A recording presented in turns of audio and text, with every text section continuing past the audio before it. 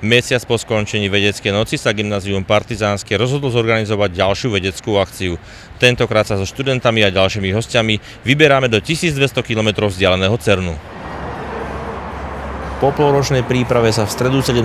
apríla 47 žiakov gymnázia, ich rodičov a ďalších priateľov vybralo na poznávací zájazd pod názvom Cesta za poznaním 2. Názorné a zážitkové vyučovanie je totiž omnoho lepšie ako memorovanie učiva v škole. Aj preto škola zaradila exkurziu do Cernu a Švajčiarska medzi ostatné poznávacie exkurzie a zájazdy.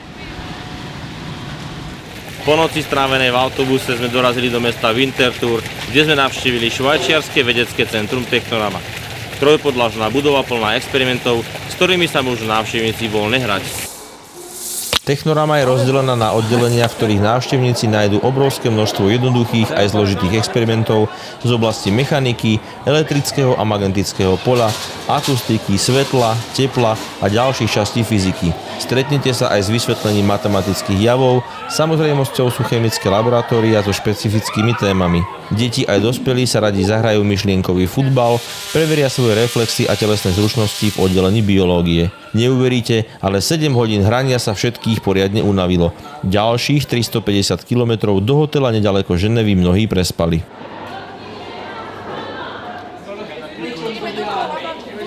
Kým včera v Technorame sme potrebovali slnečné okuliare, dnešné počasie nás trošku prekvapilo.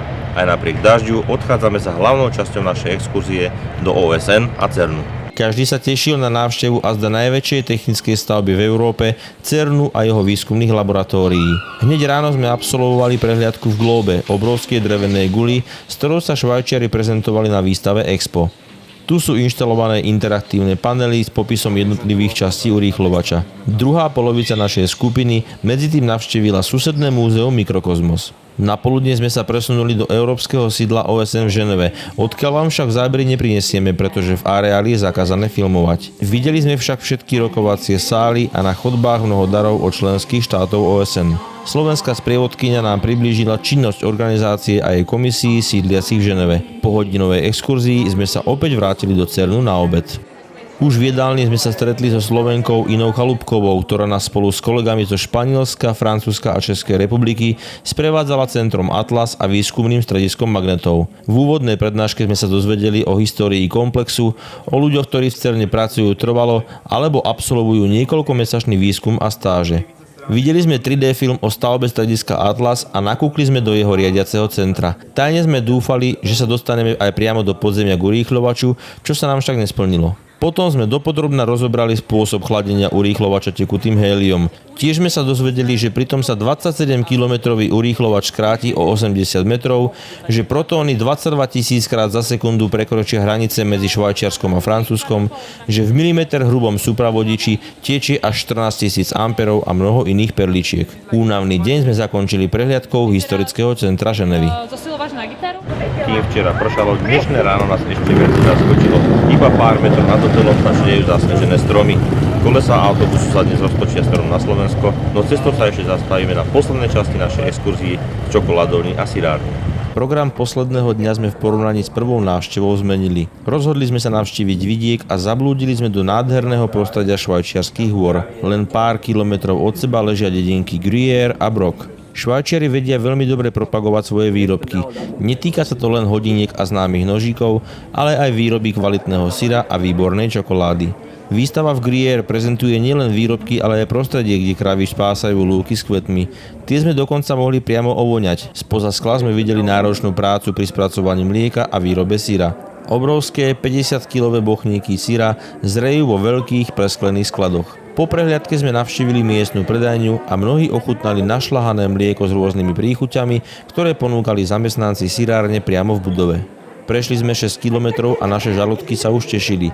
Čokoládovňa Calie je známa v celom svete. Videli sme úžasné spracovanie vzniku a vývoja fabriky, kde sme sa dozvedeli, odkiaľ a ako sa dovážajú kakaové bobule, ako sa spracovávali kedysi a ako vyzerá výrobná linka dnes. Záver bol však určite najočakávanejší. Ochutnávka čokolád a praliniek bez obmedzenia množstva zabrala asi najviac času. Tým sa program Cesty za poznaním 2 naplnil a my sme zisťovali, čo sa účastníkom zájazdu páčilo natoľko, že by sa do Švajčiarska opäť vrátili. Páčilo sa mi vlastne všetko a určite by som sa vrátila kvôli tomu, aby som to všetko znova videla. Ale asi najviac sa mi páčil CERN, ale aj Technorama a zážitok mám aj s čokoládou, nejaké čokoládu jesť nemôžem. Ja by som sa sem vrátil ešte raz preto, lebo všetko bolo super a najviac sa mi páčil CERN a Technorama. A v CERNu som sa nedostal do Globu, takže preto by som sa sem určite ešte raz vrátil. Mne sa páčilo úplne všetko, pretože Švajčiarsko je veľmi zaujímavé a CERN bol úžasný. V živote som niečo také nezažila, čiže určite by som sa vrátila pozrieť si to. A takisto aj kolektív bol výborný, čiže super výlet. No mne sa páčilo úplne všetko, asi najviac CERN, kvôli všetkým zaujímavým pokusom a všetkému, čo sme uvideli.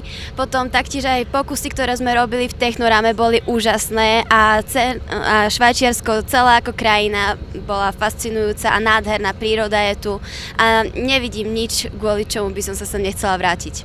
Ako rodič som veľmi rád, že sa dnešná mládež dostane do sveta, môže si pozrieť zahraničie, praktické využitie vlastne niektorých tých vedomostí, ktoré sa učia v škole.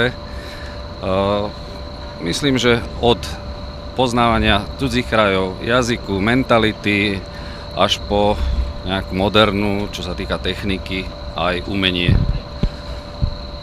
Návštevou sierárne Grie a čokoládovne Kalie sa končí oficiálny program našeho poznávacieho zájazdu. Po dobrej ochutnávke, ešte krajšej interaktívnej výstave nám ostáva jedno, nastúpiť do autobusu a hurá na Slovensko. Pre e-portál Martin Znášik.